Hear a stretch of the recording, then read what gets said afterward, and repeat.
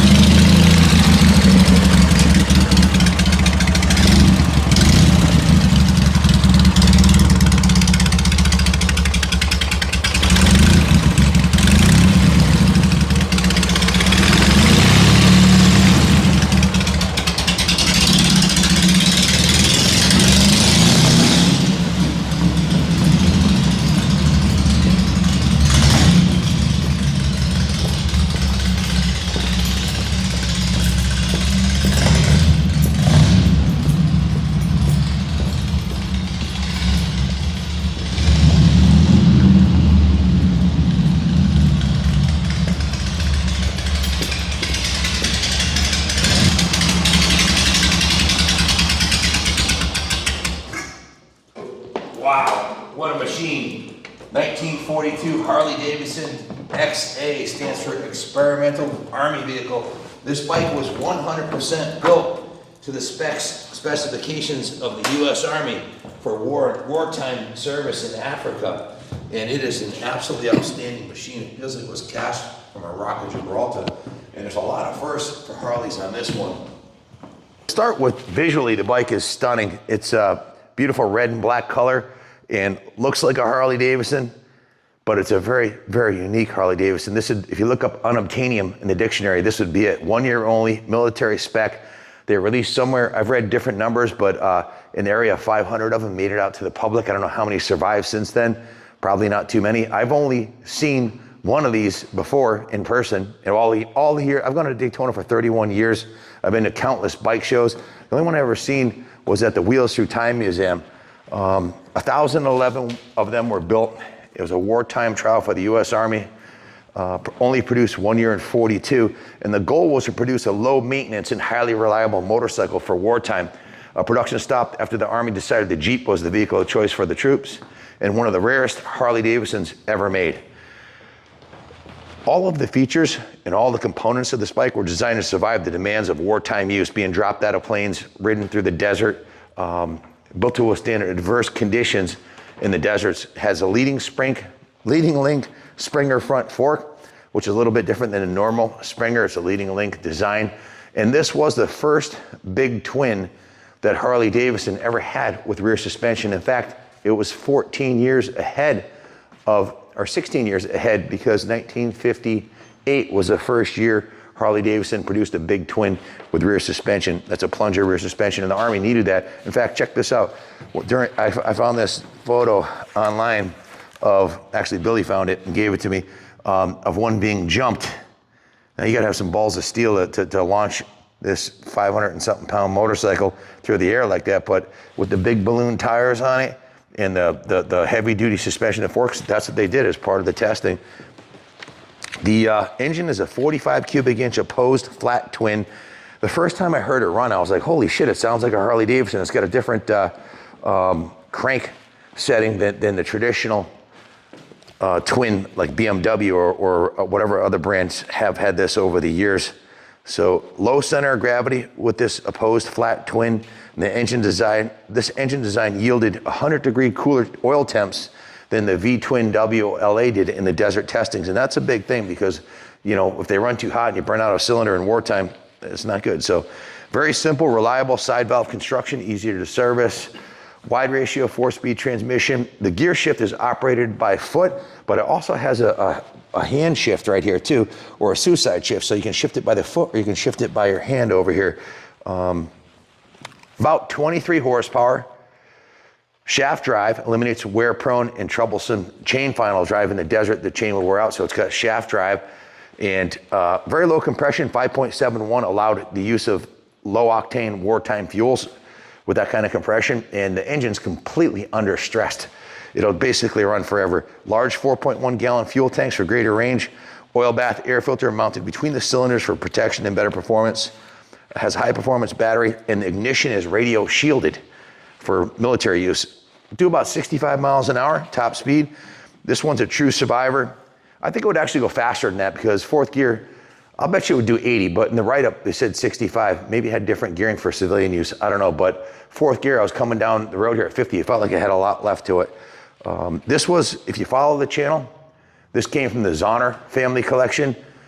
Harold Zahner owned B&H Cycles in Bakersfield, California. This bike's been in sunny, dry, arid Southern California in his living room on display since the 70s. So he owned a Harley shop. He did a frame up, cosmetic and mechanical refurbishing of the motorcycle and parked it and only used it for shows. And he had 43 motorcycles. Of that, half of them were museum quality Harley Davidsons like this one. This is absolutely a museum piece. And we gave it a full rotisserie detail. It looked just like this when it came out of his basement. We didn't have to paint anything or anything. It was just basically cleaning and polishing it and gave it a full mechanical service. To give you the idea of the kind of the bikes that Mr. Zahner had, if you take a look over here, in addition to this 42, he's got this 57 Panhead.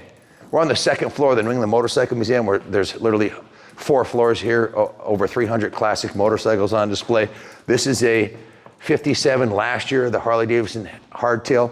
This is a 59 second year of the Duo Glide with rear suspension, stunning piece. He has a 28 JD. All these bikes were tuned perfectly. He owned the shop, why not? He used to bet his friends $100 so he could start this on first kick, this old flathead, and they were notoriously cranky to start. He had his bike tuned so well. 46 NUC, 73, the finest shovel head I've ever seen. 3,000 miles, he bought it brand new. It's 100% original, right down to the tires, and it's pristine, immaculate. And then he had this hot rod shovel head here with a built motor on it and performance suspension and performance brakes. It's a true hot rod 70s shovel. Then he had his daily, which was an 85 first year of the last year of the Kickstart, first year of the Heritage. Pretty cool piece. He built that himself, combining some of the best elements of old and new. But, and this is just the tip of the iceberg. These are the kind of bikes this guy had. And in his living room, he had 13 of his finest, including this one right here. And I think the bike speaks for itself. If you get up close and look at the fit and finish, everything on this motorcycle is as good or better than the paint is probably an upgrade from the Army paint. Everything on the bike is just spectacular. The tires, look at the tires over here. Freaking beautiful military spec tires. Ultra rare. We went right through it. I'll tell you what we've done to it since we had it. Jimmy Laurinaitis, who's a genius mechanic, worked on this. He put a new OEM style 6-volt battery in it, removed, inspected, cleaned the spark plugs, set the contact breaker points timing, clean and set the ignition points gap, set the push rod adjustments, removed, flushed, and inspected the fuel tanks, put a new fuel petcock rebuild kit on it, removed and fully serviced Linkert carburetors, did a new Linkert carb rebuild kit, fresh VP94 non-ethanol fuel, which is what you want to run on any motorcycle. If you want to leave the fuel in there over the winter, it'll be fine. Fresh engine oil, adjusted the primary or checked the primary chain tension. He said it was spot on. Did the, replace the primary oil, opened the transmission for inspecting, installed the new shifter pawl spring, installed the new gear selector shaft detent ball, changed the transmission oil, inspected the clutch actuation. All electrical systems were checked and operational, set the final drive tension, and set the tire pressures. The bike runs and idles perfectly. An amazing machine, and this is a once in a lifetime opportunity. These rarely, if ever, come up for sale because there weren't many of them released to the public, and there's very few left of these 42 Harley Davidson XA experimental Army bikes. Truly a collector's dream. We're thrilled to have it here on display at the museum. It's on the second floor of the New England Motorcycle Museum, along with a bunch of Harold's other collectible bikes. This one's going up for sale. A portion of his collection is being sold. Once we recover the funds from the investment, purchasing these in California, shipping them all the way here. That's how the museum stays in business. Here is the sales of classic motorcycles and new bikes too. So if you have any questions about this 42, please call us 860-454-7024. It's one of one. I've never had one in the museum here before. Unlikely I'll get another one. So a rare opportunity, clearly.